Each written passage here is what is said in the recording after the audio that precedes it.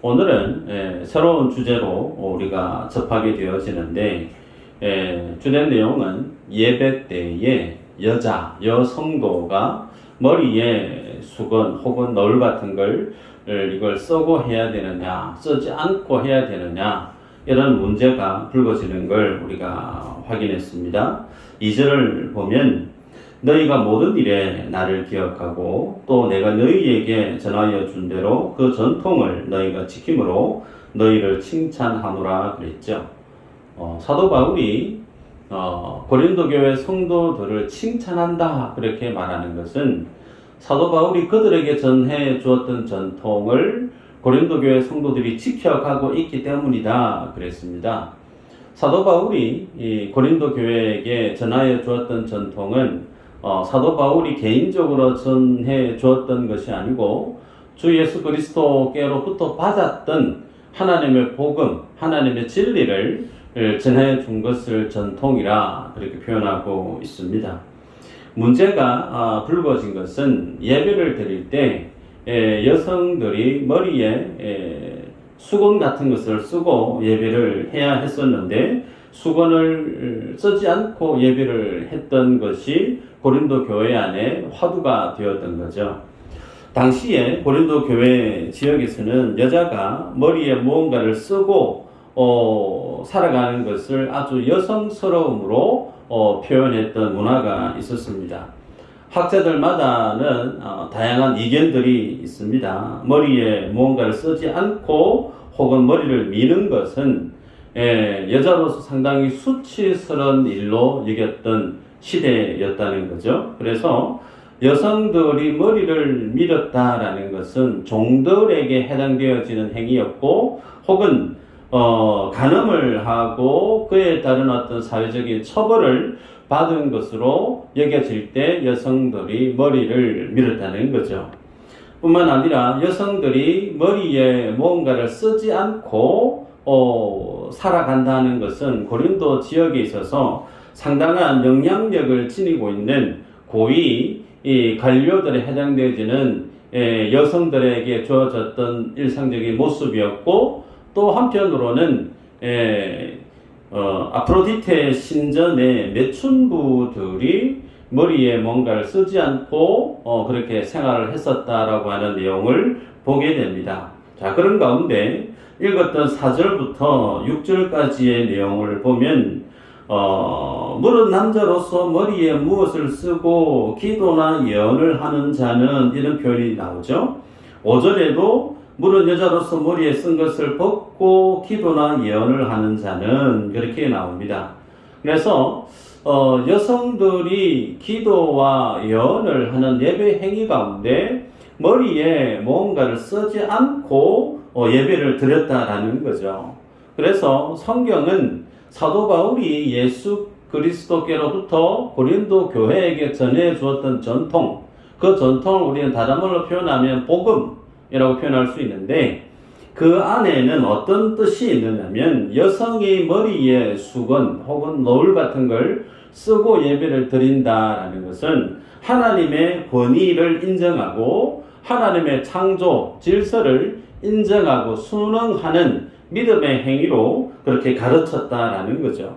그래서 바울이 그렇게 가르쳤던 하나님의 창조 원리, 하나님의 어떤 권위, 여기에 순종하는 의미로 일반 많은 여성들은 머리에 너울 같은 것을 쓰고 예배를 했는데 간혹 어떤 여성들이 하나님께 내가 은혜를 받고 성령의 다양한 은사를 경험하고 영적인 어떤 신비한 체험을 했다고 해서 그 머리에 썼던 것을 벗어내렸다는 거예요.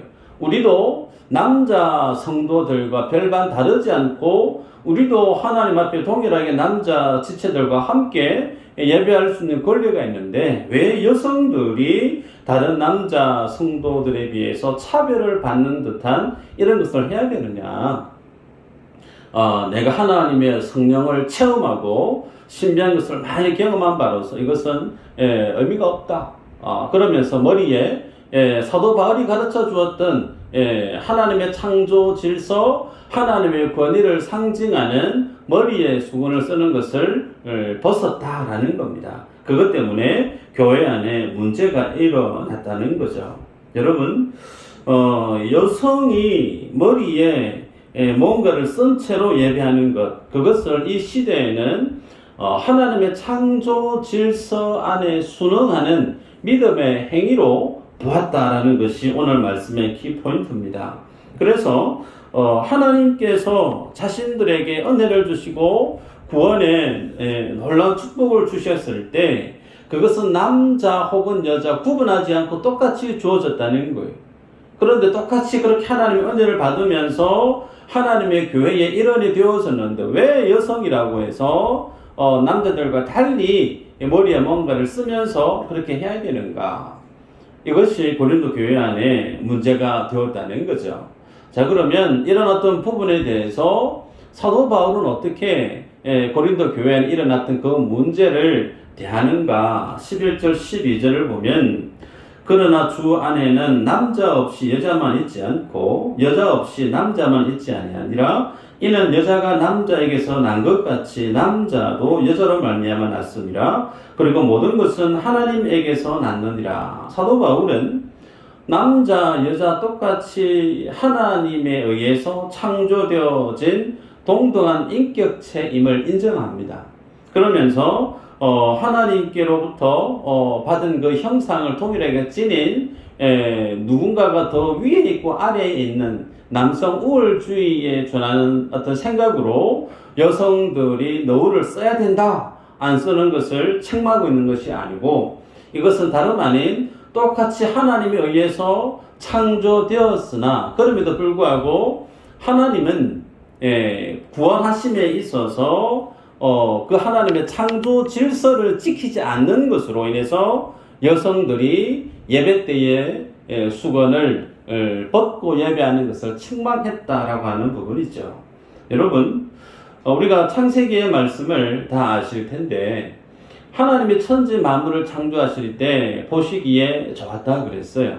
그리고 아담과 하와를 만드셨을 때는 심히 보기 좋았다 그랬다, 그죠? 그렇게 하나님이 보시기에 좋았다라고 하는 그 의미 안에는 모든 것이 완전했다는 거예요. 거기에 뭔가 부족하거나 결핍이 있거나 모자람이 없이 전지전능하신 하나님이 만드신 모든 천지 만물은 모든 하나님의 계획이 부합되어 있어서 완전한 하나님의 아름다움을 드러낸 피조 세계였다는 거예요. 그런데 아담과 하와가 하나님의 행위 언약, 선악과 먹으면 안 된다, 먹으면 너희들 정령 죽는다 라고 했던 그 하나님의 행위 언약을 어겼다는 거죠. 불순종했다는 겁니다. 자, 그 결과, 그 불순종한 죄의 결과에 대해서 하나님이 어떻게 섭리를 하셨는가 말씀을 보면 창세기 3장 16절이에요. 한번 읽어볼까요? 시작.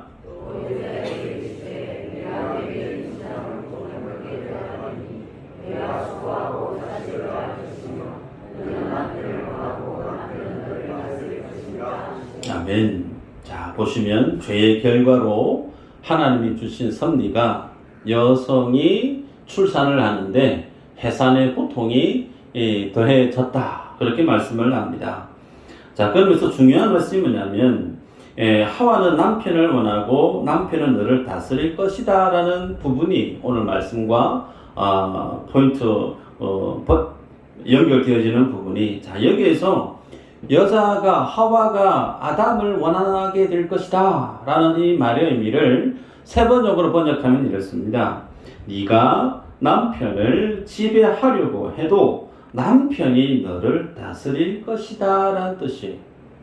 하와가 아담을 원하나 그러나 아담이 너를 다스릴 것이다.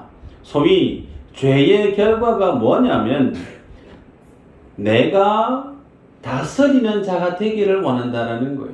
그것은 하나님이 나의 주인이 되셔서 하나님이 나를 다스리시는 나의 주인이 하나님임을 거절하는 거예요. 죄의 본질 안에 드러나 있는 두드러진 특징이 뭐냐면 주인이 누구냐에 대한 부분이, 주인이 하나님이셨는데 죄로 인한 결과가 그 주인의 자리가 바뀌어져 버린 거예요. 하나님이 아닌 자기가 되어버린 겁니다. 더욱이 하와에게 주님이 주신 말씀이 뭐냐면 그 죄의 결과가 하나님이 나의 주인이 아니고 내가 나의 주인인 그것을 좋아한다는 거예요, 인간은. 여기에 더 나아가서 하나님이 그에게 남편을 주었습니다. 불구하고 그 남편까지도 뭐 한다는 거예요? 내가 다스리는 자가 되기를 원한다는 거예요.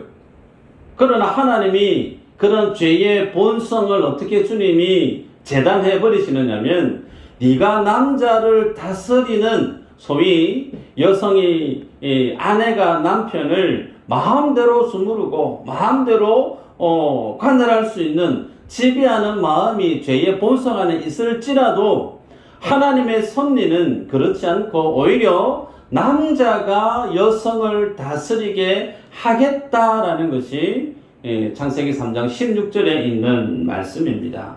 여러분, 그래서 하나님의 창조 질서, 우리는 그것을 큰 의미로는 복음으로 우리가 표현할 수 있는데, 이 복음 안에는 하나님께서 남자를 여자의 머리로 두셨다라는 거예요. 자, 그리고 그 남자가 가정에 책임을 지는 머리로서 역할을 하게끔 하셨다는 거죠. 더 나아가 가정을 뛰어넘어서 교회를 바라볼 때 그 교회를 지도하고 섬기는 자로 하나님이 남자를 지목해서 그 역할을 하게 만들었다라는 겁니다. 자, 그것이 어떤 의미가 있느냐? 여자의 머리가 남자로 하나님이 너를 다스리는 자가 되게 하겠다라고 하는 그것은 곧 여자의 머리가 남자이고 그 남자를 그 가정의 머리로 인정하게 하는 것은 하나님이 그 모든 하와와 아담과 모든 가정의 주인으로 머리로 인정하게 하는 것으로 주님이 보신다라는 겁니다. 그래서 각자의 위치에서 머리가 누구냐에 대한 부분을 하나님이 창조 질서로 말씀하고 있는데, 이 창조 질서를 지켜가는 그것이 하나님의 권위 아래에 있는 믿음의 모습이고, 우리는 그것을 다른 말로 표현하면 하나님의 은혜 아래 순복하고 살아가는 삶이라는 거예요. 좀 말씀이 어렵나요? 여러분, 성경은 성도가 혹은 가정이 혹은 교회가 어떻게 하면 복되고 영광 가운데 은혜롭게 살아갈 수 있느냐, 하나님이 디자인해 놓으시고 계획해 놓으신 하나님의 창조 질서 안에 살아가는 모습일 때 남자도 여자도 가정도 교회도 하나님의 은혜 가운데 평안히 복된 삶을 누린다 말씀을 합니다. 말씀 한번 볼까요? 에베소서 1장 10절에서 12절 말씀인데 한번 읽어보십시다. 시작. 하늘에 있는 것이나 땅에 있는 것이 다 그리스도 안에서 통일되게 하게 하심이라. 모든 일을 그의 뜻의 결정대로 일하시는 이의 계획을 따라 우리가 예정을 입어 그 안에서 기업이 되었으니, 이는 우리가 그리스도 안에서 전부터 바라던 그의 영광의 찬송이 되게 하려 하심이라. 아멘. 자, 여러분, 여기에서 중요한 말씀이 몇 개가 등장하는데, 자, 통일되게 하려 하심이라는 말씀이 있어요. 죄인들이 예수 그리스도를 만나서 구원을 얻어요. 여러분, 이 구원에 대해서 우리가 알아야 될 내용이, 예수님을 만나서 내가 구원을 얻는다라고 하는 것은 내 영혼만 구원을 얻는 것을 뜻하는 것이 아니에요. 예수님을 만나서 내가 구원을 얻었다라고 하는 것은 내 영혼도 예수님을 만나 구원 얻지만 내 삶도, 내 모든 삶의 전 영역이 하나님의 은혜 가운데 구원을 얻는 것이라는 뜻입니다. 그러기에 그 하나님의 우리에 대한 구원하심은 어떤 목표를 향해서 우리를 이끄시고 견인해 가고 있느냐면, 읽었던 표현 중에 우리가 그리스도 안에서 그의 영광의 찬송이 되게 하는, 소위 내가 하나님의 영광의 찬송이 되게 하는 방향으로 하나님은 우리 각자를 그렇게 구원해 가신다라는 거예요. 여러분이 예수님을 믿음으로 하나님의 찬송이 된다. 내가 예수님을 믿음으로 하나님의 영광이 되고 찬송이 된다. 어떻게 내가 그러면 예수님을 믿음으로 하나님의 찬송이 되고 하나님의 영광이 될 수 있는가? 어떻게 하면 그게 가능할까요? 읽었던 본문 말씀 중에 다 그리스도 안에서 통일되게 하게 하십니다. 통일의 주체가 뭐냐면 예수 그리스도라는 거예요. 이 말을 오늘 본문의 말씀으로 대체하면 하나님의 질서라는 겁니다. 예수 그리스도로 하나님이 세우신 구원의 길, 이 중심에 예수 그리스도가 아니면 모든 것이 아무 의미가 없는 것처럼 예수 그리스도로 하나님이 세우신 창조 질서 안에 예수로 모든 것이 통일되게 만들어지는 것, 그것이 내가 하나님을 향해 영광이 되고 하나님을 찬양하는 자가 되어진다라는 거예요. 교회 오셔서 목에 핏줄을 막 높이면서 두 팔 벌려서 찬양하는 거, 그것도 물론 찬양 맞죠.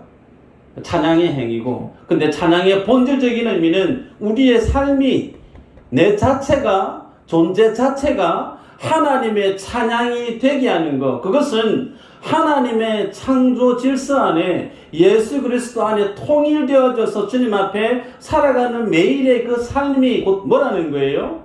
내가 하나님께 올려드리는 찬양이고 영광이다라는 겁니다. 그러면 이 말씀과 오늘 읽었던 본문의 말씀 중에 7절 한번 읽어보면, 남자는 하나님의 형상과 영광이니 그 머리를 마땅히 가리지 않거니와 여자는 남자의 영광이니라. 자, 오늘 읽었던 본문의 7절에서 남자의 영광에 대한 여자의 영광, 이런 표현이 쭉 나오는데, 이 영광, 우리가 예수님을 믿음으로 하나님이 나를 주님의 영광 되게 만든다라고 했는데, 이 영광, 오늘 읽었던 본문의 내용과 매칭을 해보면 어떤 의미에서의 영광인가? 여러분, 그것은 예수 그리스도 안에 있는 게 영광이라는 거예요. 하나님의 말씀 안에 거하는 것이 영광이라는 거예요. 하나님의 창조 질서, 소위 죄 없이 에덴 동산에서 하나님이 보시기에 좋았더라. 그 모든 형상, 피조 세계 속에 하나님의 거룩함이 충만히 임했던, 죄가 전혀 찾아볼 수 없는 하나님의 모습이 고스란히 투영되어져 있는 그 모든 피조 세계, 그것이 곧 영광이다라고 표현하고 있습니다. 그렇게 여러분, 우리가 예수님을 믿어서 구원을 받았을 때, 구원받았다라고 하는 그 구원의 증거와 실제 내용은 내 삶의 전 영역에서 무엇이 드러나야 되느냐면 성경적인 남자다움의 삶이 있어야 된다는 거예요. 성경적인 여자다움의 삶이 있어야 된다는 거예요. 그것이 하나님이 우리에게서 보기를 원하시는 영광이라는 거예요. 주님의 창조 질서, 그 주님의 뜻하신 계획, 그 주님이 구원하심의 그 복음의 계획 안에 순응하며 살아가는 남자로서의 모습, 성경 안에서 말씀하고 있는 여성으로서의 그 모습, 그대로 살아가는 것이 하나님이 보시기에 좋았더라라고 했던 그 영광과 같은 의미라는 뜻입니다. 여러분, 그래서 우리들은 예수님을 믿고 하나님께 은혜를 받았다라고 하는 그 은혜 받음, 그 은혜 받음에 대한 본질적인 삶의 모습은 어떤 특별한 다른 것이 있지 않고 내가 예수님 안에 있다는 거예요. 내가 하나님의 말씀의 다스림 안에 있다는 겁니다. 이것을 벗어난 어떤 의미에 내가 은혜 받았다, 내가 예수님 잘 믿는다, 여러분, 그것은 성경과 다른 어떤 것은 성경이 말씀하고 있는 은혜와는 뜻이 다르다라는 겁니다.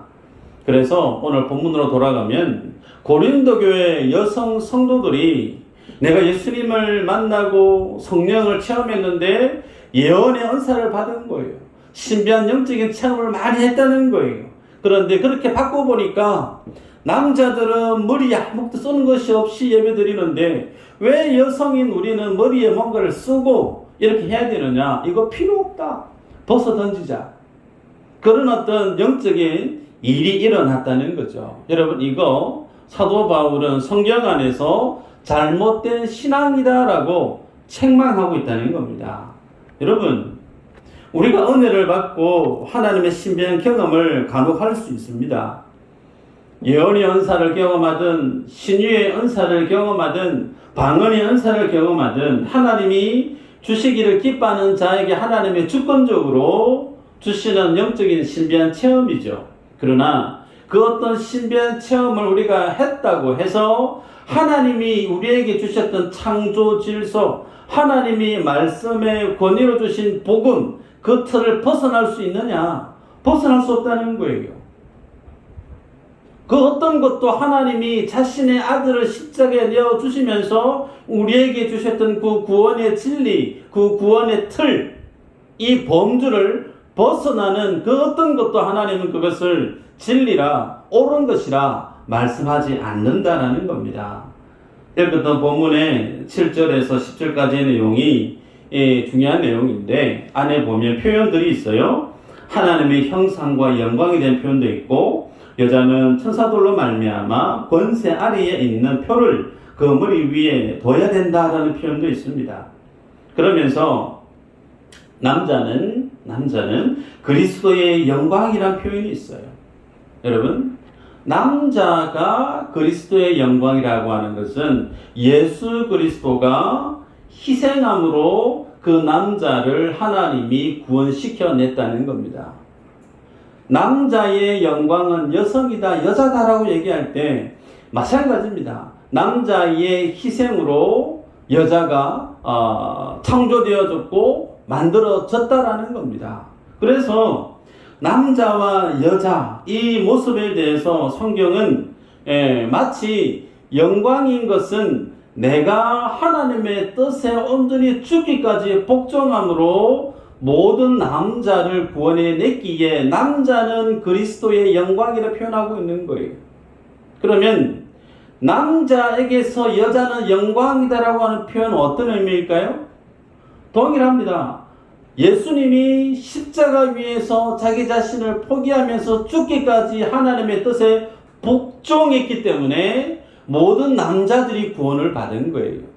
동일하게 남자도 하나님의 뜻에 죽기까지 복종하고 낮아짐으로 순복함으로 그 모든 낮아짐과 섬김의 모습 때문에 여성이 남자의 영광이 되어진다라는 뜻이에요. 그래서 에베소서에서도 그렇게 말씀을 하죠. 남자와 여자의 관계를 교회와 그리스도의 관계로 풀어갑니다. 여러분, 그래서 여자는 그러면 남자를 어떻게 대해야 되는가? 마치 자기를 위해서 십자가에서 자기 자신을 포기하셨던 예수 그리스도, 그 주님을 대하듯 아내는 남편을 그렇게 대해야 된다라고 말씀하고 있어요. 또 남자는 그렇게 하나님께서, 예수님께서 십자가에서 죽기까지 하나님 뜻에 복종함으로 자신을 구원했던 것처럼 그렇게 하나님 앞에 복종함으로 아내된 여인을 사랑하는 자가 되어야 된다라고 말씀을 하죠. 여러분, 그러기에 우리가 신앙이 좋다, 믿음이 좋다라고 할 때 이 믿음 좋음, 신앙의 좋음은 무엇으로 드러나야 되느냐면 하나님이 말씀하신 질서, 복음의 이 질서를 인정하고 그 안에서 벗어나지 않고 순응하며 순복하며 살아가는 믿음의 자세가 필요하다는 거예요. 여러분, 우리가 알듯이 좀 전에도 말씀을 드렸지만 예수님께서 하나님의 뜻에 빌립보서에서 말씀하시는 것처럼 죽기까지 복종하셨기 때문에 모든 인생의 구원을 얻은 것처럼 남자는 하나님 앞에 그렇게 죽기까지 낮아지고 섬김으로 자신의 아내를 자신의 영광으로 빛나게 만들어 줘야 된다는 거예요. 그 모습 앞에 아내는 예수 그리스도를 대하듯이 자기 남편을 대하는 모습이 성경이 말씀하고 있는 가정의 일반적인 모습이고, 함께 교회를 세워가고 있는 남자 성도와 여자 성도가 주님 앞에 서 가야 되는 믿음의 모습이라 말씀합니다. 여러분, 우리가 알아야 될 사실이, 그래서 여성이 정말 아름답고 영광스럽게 믿음의 삶을 잘 살려고 하면 하나님이 부여해 주신 여성상, 하나님의 이 질서 안에 거할 때라야만이 가능합니다. 이것을 벗어나 버리는 그 어떤 행위는 성경이 인정하지 않는다라는 거예요. 말씀 한 구절 볼까요? 바른 영적인 질서를 강조하는 말씀인데, 고린도전서 14장 34절 35절입니다. 한번 읽어보십시다. 시작.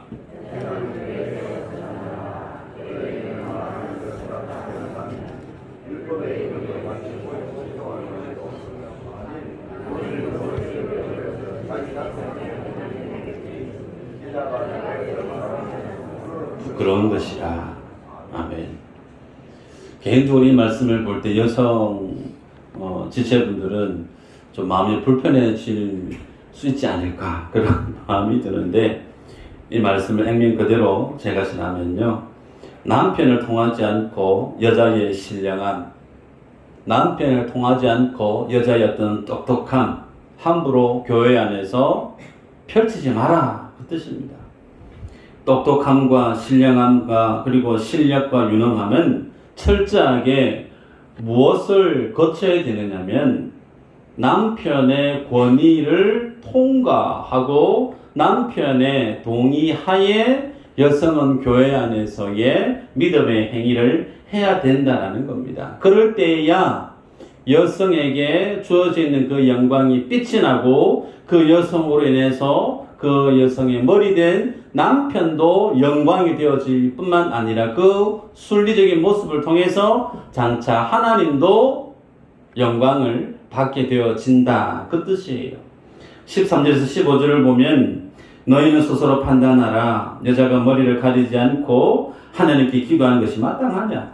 만일 남자에게 긴 머리가 있으면 자기에게 부끄러움이 되는 것을 본성이 너희에게 가르치지 아니하느냐? 만일 여자가 긴 머리가 있으면 자기에게 영광이 되나니 긴 머리는 가리는 것을 대신하여 주셨기 때문이다, 그렇게 말씀합니다. 바울은 확정적이고 단정적으로 얘기합니다. 하나님의 교회는 하나님의 질서 안에 반드시 있어야 된다. 이 창조 질서를 부인하는 이 선을 뛰어넘는 어떤 생각들, 신앙의 행위들 하나님 앞에 선하지 않다라고 얘기합니다. 말씀을 맺는데요, 여러분, 우리는 하나님이 우리에게 복음의 진리로 우리를 구원하셨을 때 이 복음 안에는 무엇도 함께 포함되어져 있느냐면, 하나님이 세우신 예수 그리스도로 세우신 창조 질서가 있다는 사실을 깨달으셔야 돼요. 이 하나님의 원리, 이 하나님의 창조 질서를 성복을 하는 것이 바른 신앙이고 은혜 받은 신앙인의 모습이다 말할 수 있습니다. 그래서 여성 성도분들이 교회 안에서 내가 은혜를 받았고 내 믿음이 정말 많이 성숙하고 성장했다라고 하면, 그 신앙의 이름으로 남편을 무시하는 혹은 가정을 돌아보지 않는 모습이 가능한가? 불가하다라는 거예요. 오히려 신앙이 깊어지면 깊어질수록 그 여성도 안에는 전심전력해서 하나님이 자기에게 준 그 남편을 더 살갑게 돌아보고 섬기는 자가 돼야 됨을 성경이 우리에게 가르칩니다.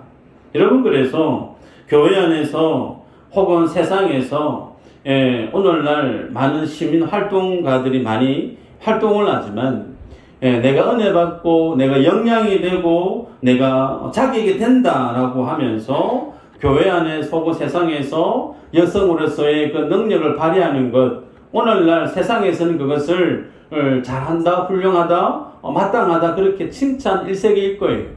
그러나 교회, 하나님이 진리 안에서는 다르다라는 겁니다. 하나님이 주신 권위, 그 권위는 남편이라고 하는 권위를 통과하지 않고는 하지 말라는 거예요. 예를 들어서 남편이 아직까지 믿음이 부족해요.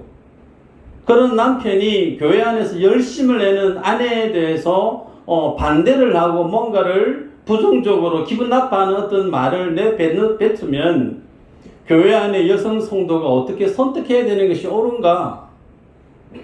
목사의 말을 듣고 그래도 교회 열심히 하셔야죠. 1번.